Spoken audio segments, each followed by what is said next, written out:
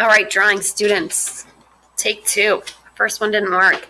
All right, drawing on the right side of the brain. We're going to get our minds ready to really study objects and look at them so we can become better at drawing from real life, drawing objects without using a grid. The first thing we're going to do, the first exercise, is a blind contour drawing. It's called a blind contour drawing because you're not allowed to look at what you're drawing. So you're going to take a paper, scrap paper, and you're going to stab a hole in it, kind of in a corner. And you're going to use this to shield while you're drawing so you're not looking at what you're drawing. I have the hole a little closer to the edge so that you can see what I'm drawing, but I can't. So you're going to draw the inside of your hand first. You're going to do two drawings of just the lines and creases and cracks and freckles or whatever else you have on the inside of your hand. So two rules. One is you can't look while you're drawing, and two is you cannot pick up your pencil. So I'm going to start kind of up in the corner somewhere on my thumb, and I'm going to move through my hand and do all my fingers, and I am drawing just all of the lines and cracks and inside of my hand. I'm going to try to do this without cheating and looking. It's really hard to do without your paper, so you need to do the paper technique to hide your drawing. Okay, so why are we doing blind contour drawings? Well, I will tell you. It is not just an exercise in drawing to get you to do more drawing, but it is an exercise in how our brain works. So there are two sides of your brain. The right side is more of your artistic side. The left side is more of your language side. And the left side of your brain kind of tells you how something should look.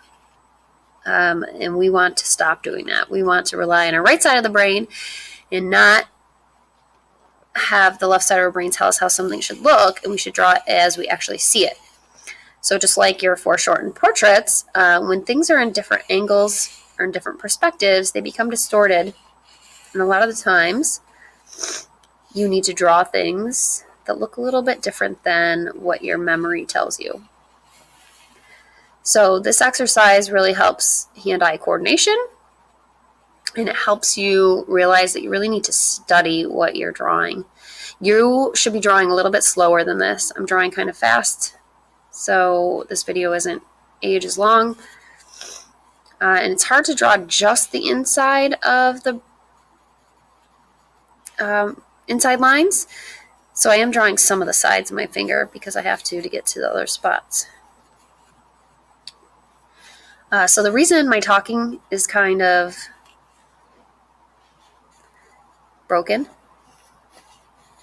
is because using your right side of the brain really should shut down the left side of your brain. So it's kind of hard to talk while you do this. So you shouldn't have music playing. You shouldn't be watching a movie while you're doing this.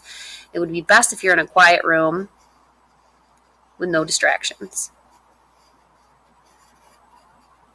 So my eyes are moving along those lines in my hand at the same pace that my pencil's moving. They're really working together.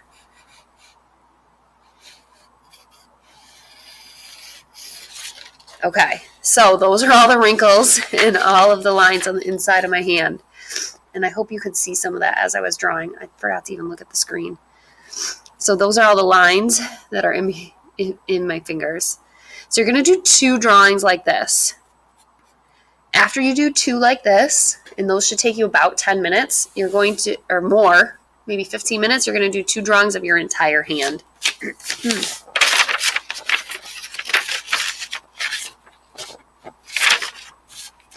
So this time I'm going to draw the outline of my hand. So it should look a little bit more realistic, hopefully. The slower I go and the less I talk, the better off I'll be. It is really hard not to look if you're able to look. So I'm going to require you that you use this paper.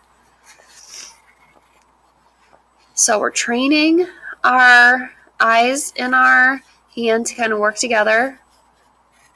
Our brain to slow down and really study things. If you cheat, I will know. So make sure you don't cheat.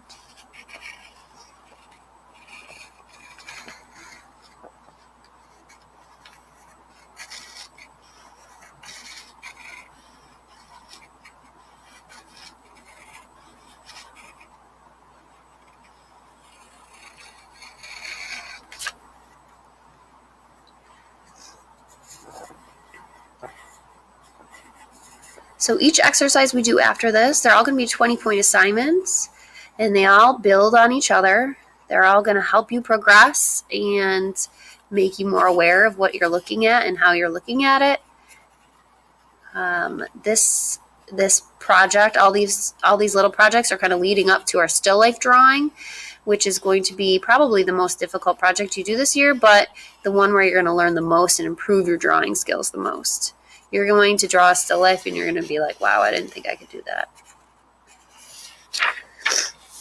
Okay, a little bit better than my first one. I mean, you can clearly see that it's pretty close to my hand. The slower I go again, and the more I concentrate, the better it will be. So you're going to do 2 like this, where you're just concentrating on the inside, and 2 where you're drawing the whole hand. And this should take you 30 to 35, maybe even 40 minutes if you're going slow. All right? You guys got this.